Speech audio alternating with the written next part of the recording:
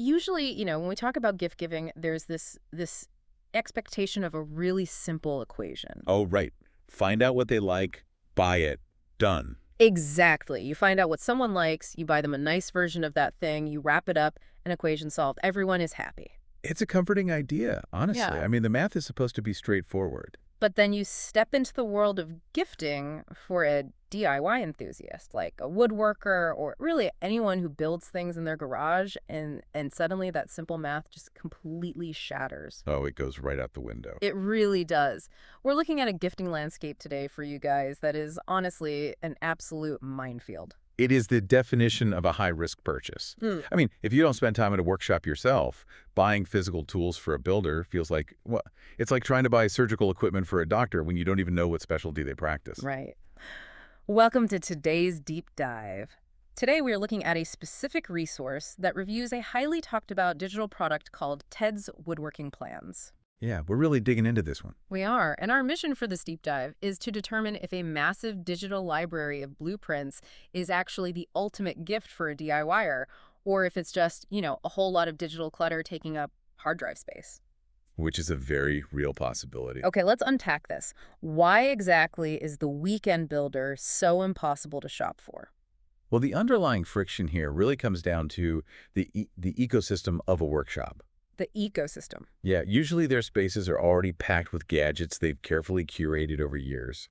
And power tools are, frankly, prohibitively expensive. Oh, totally. But the real danger isn't just the price tag. The danger is that you risk buying something that doesn't fit the highly specific, almost tribal ecosystem of equipment they've already committed to. Oh, wait, you mean like the battery wars? Exactly, the battery wars. Like if they have a wall full of yellow tools that all take the exact same battery and you buy them a gorgeous red tool. Beautiful tool, but Right, but it takes a completely different battery and charger. You haven't given them a gift at that point. You've given them a logistical headache. precisely. Or consider the specs, right? You buy them a specialized, really expensive router bit because it looked cool at the hardware store. Yeah, it looks shiny.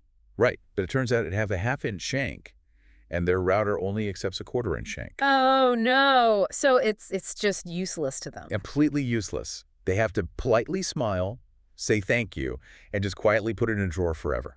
That is so depressing. It is.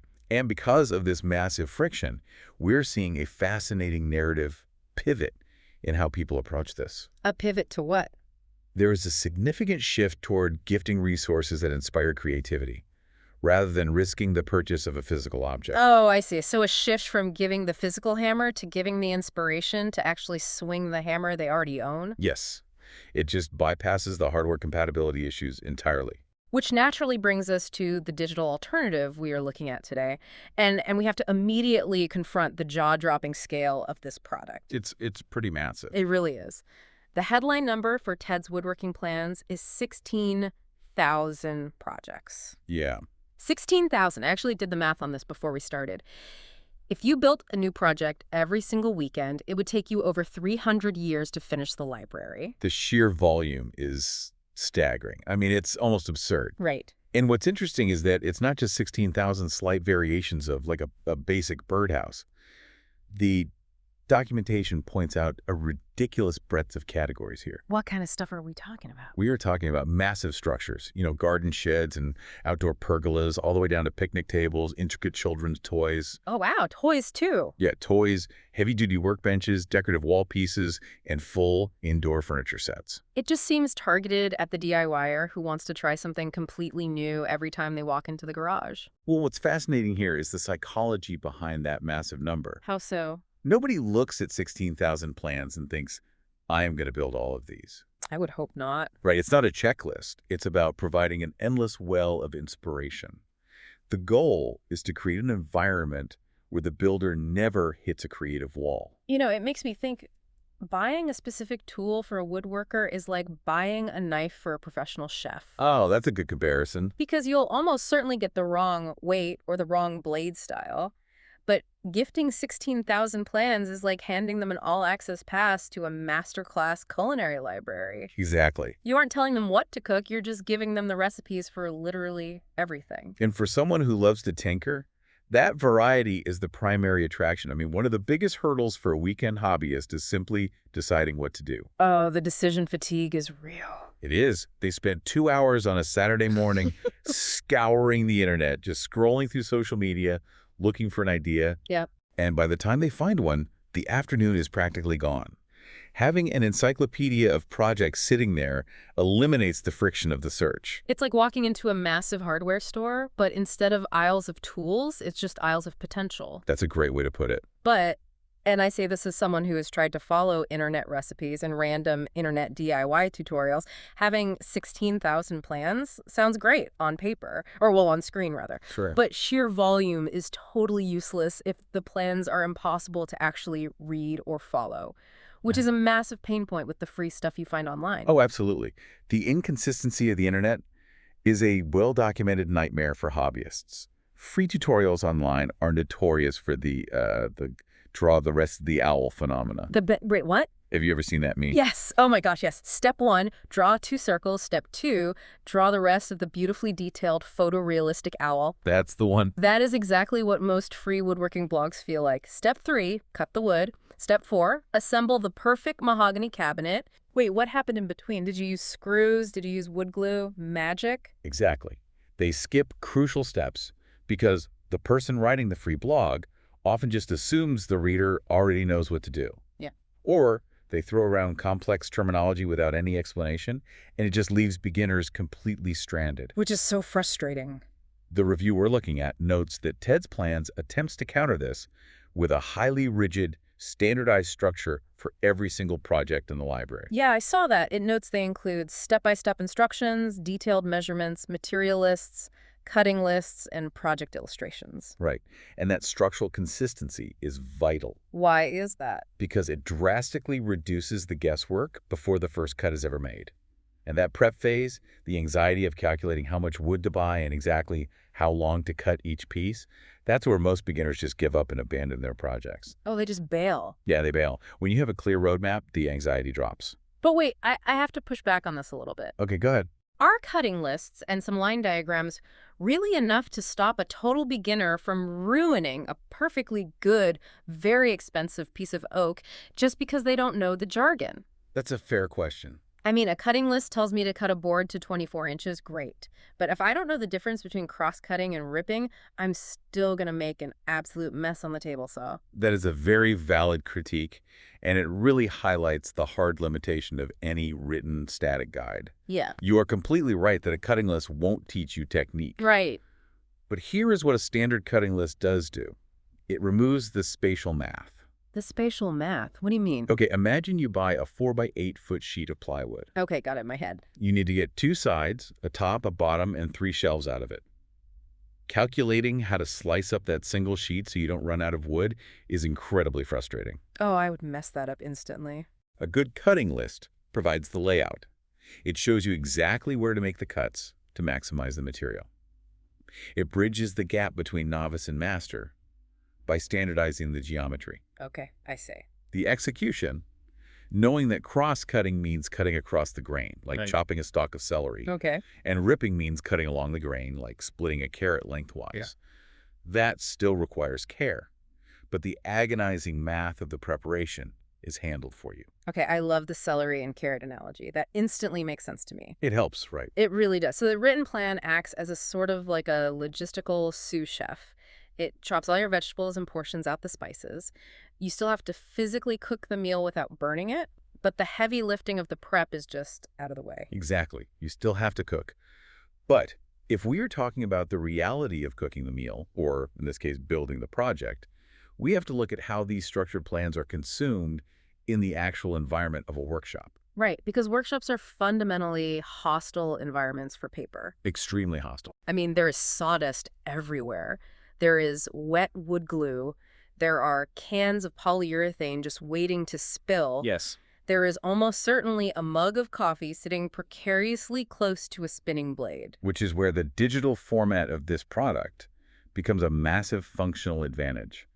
Unlike traditional, expensive, hardcover woodworking books that you are terrified to ruin, this entire library is digital. So you can just pull it up on a tablet in the garage. Or, and this is the part I find brilliant, you can print only the specific pages you need for that day's work. Yes, it completely removes the preciousness of the reference material. It really does. Because if you knock over your coffee mug and it ruins page 4 of your complex shed blueprint, you don't panic because you just ruined a $40 textbook. No. You just walk back into the house and print out another piece of paper. Exactly. You can scribble notes on them, cross out measurements, get sawdust all over them, and just throw them in the trash when the project is done. It's so practical. It is.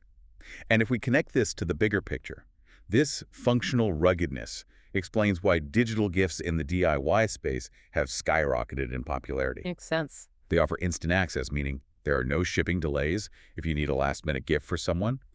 But more importantly, they offer long-term, ongoing utility without taking up physical space. Right, because a thick reference book just takes up valuable shelf space in a dusty garage. Exactly. A digital library lives on a device, safe from the elements, ready to be deployed page by page whenever inspiration strikes. It's the difference between giving someone a fragile painting of a fish and giving them a digital fishing encyclopedia that they can literally take into the mud. I like that. But even with great stain-proof blueprints, a piece of paper is still two-dimensional. It's flat. Woodworking is three-dimensional. Very true. A piece of paper still can't show me how much pressure to put on a saw or how a complex joint actually fits together in real life. Which is exactly why a static document isn't always enough for a beginner. The material we're analyzing details several unexpected bonuses included with the library that are specifically designed to bridge that gap between 2D paper and 3D reality. Okay, here's where it gets really interesting. Because it's not just a giant folder of PDFs, right? Right. Bonus number 1 addresses my exact fear of ruining the wood.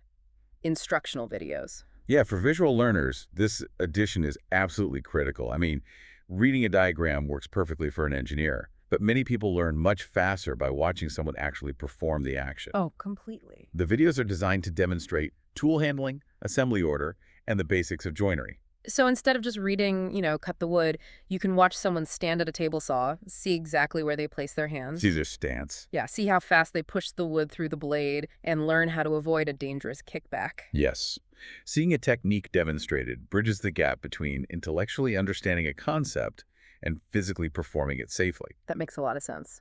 It builds confidence before the user ever powers on a tool. Okay, that makes me feel a lot better about the beginner experience. But then there's bonus number 2, which sounds incredibly technical, a CAD plan viewer. Ah, yeah. So CAD stands for Computer-Aided Design.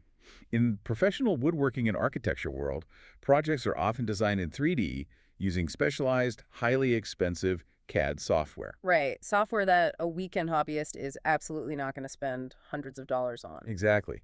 The inclusion of a CAD viewer means users can open these professional-grade 3D drawings without needing to buy the expensive software. Okay, that's cool. But more importantly, it changes how you understand the plan. How so? Like, what does it actually do for you? Let's say you are building a desk, and the plan calls for a mortise and tenon joint.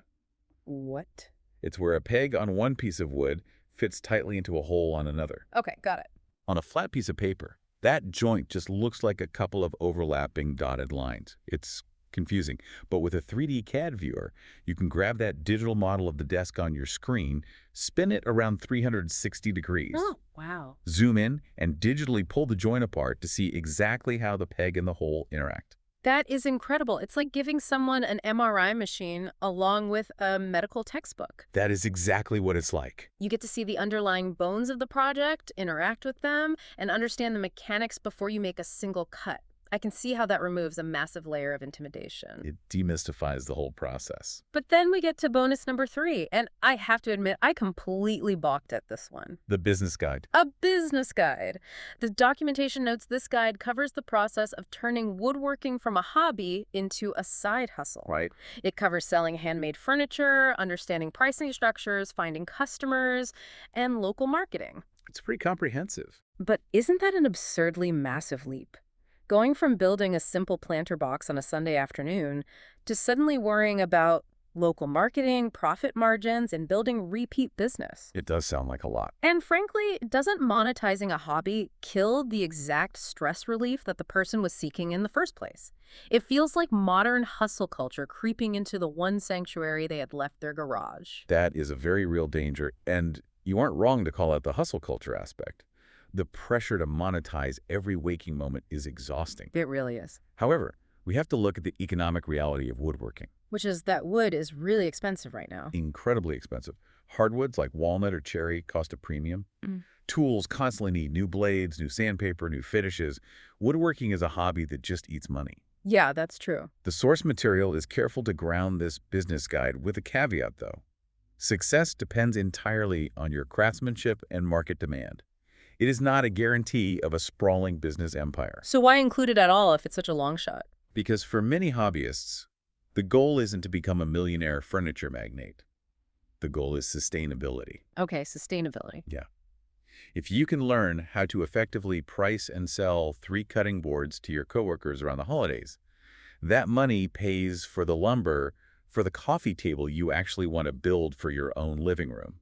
Oh, I didn't think of it like that. It expands the utility of the product from a mere hobbyist's guide to a primer on how to make a very expensive craft just pay for itself. Okay, that completely changes my perspective on it. It's not necessarily about building an empire, it's about funding the addiction. Precisely. It's for the person who has built 20 birdhouses, is running out of yard space, and realizes their neighbors might actually give them 20 bucks for one. Exactly. It plants a seed of possibility for the future, whether they use it or not. But, to provide a completely clear picture for you, our listener, we cannot just talk about the bonuses and the massive scale without looking at the reality of this product. Right, we have to be balanced here. Let's pivot and do a reality check. Who is this massive digital library not for? What are the limitations? Well, there are a few very clear practical limitations. First, and perhaps most obviously, this resource is practically useless if the recipient doesn't possess a genuine desire to build. Right. You can gift someone 16,000 blueprints, but you cannot gift them the internal motivation to get off the couch and go get sawdust in their hair. Exactly. If they aren't already naturally inclined to tinker, repair, or create, this massive library is just going to sit completely unopened on their tablet. It won't magically turn a reluctant DIYer into a master carpenter. No. And second, the plans, no matter how detailed or 3D rendered they are, do not build themselves. The user still needs access to actual physical woodworking tools. Exactly. This digital product is a brain. It's not muscle. It doesn't replace the need for a table saw, a power drill, measuring tapes, clamps, and crucially, safety gear. If someone is living in a small apartment with nothing but a screwdriver and a hammer, 16,000 plans for gazebos and dining tables are purely theoretical. It's software, but they still need the hardware. Yes. And then there's the third limitation, which I actually think is the most insidious, the risk of digital organization overload or analysis paralysis. Oh, this is a big one. When human psychology is presented with 16,000 options, the default reaction is often just to freeze. Oh, yeah. It is cognitive overload. You can easily spend 4 hours just endlessly scrolling through thousands of thumbnail images of projects, comparing tiny details, and before you know it, the weekend is over and you haven't cut a single piece of wood. The classic paradox of choice. Exactly. So how does a builder actually avoid getting lost in that infinite scroll? With thousands of options, from a children's rocking horse to a massive outdoor pergola, how do you keep this from becoming just another app you scroll through instead of taking action? You'd think the volume would be paralyzing, but for a true DIY enthusiast, they approach it differently. They don't look at it like a streaming video menu where they have to pick a movie right this second or the evening is ruined. They treat it like a lifelong reference library. What do you mean by reference, like not building the whole plan? Exactly. Let's say a woodworker wants to design their own custom desk from scratch. Okay. They know what they want the top to look like, but they're struggling with how to make the legs sturdy. Instead of building a desk from the Teds library, they might open up 50 different desk plans just to study the joinery. Oh, I see. They look at how different plans brace the legs, extract the technique they like, and apply it to their own custom design.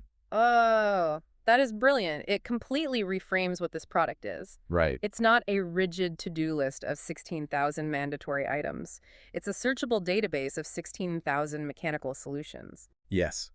For someone who regularly builds, having that massive collection available is a tool in itself. It functions as a constant companion to their hobby, providing structural answers to whatever custom problem they've dreamed up, rather than just being a single weekend project guide that gets thrown away once the item is built. So what does this all mean for us?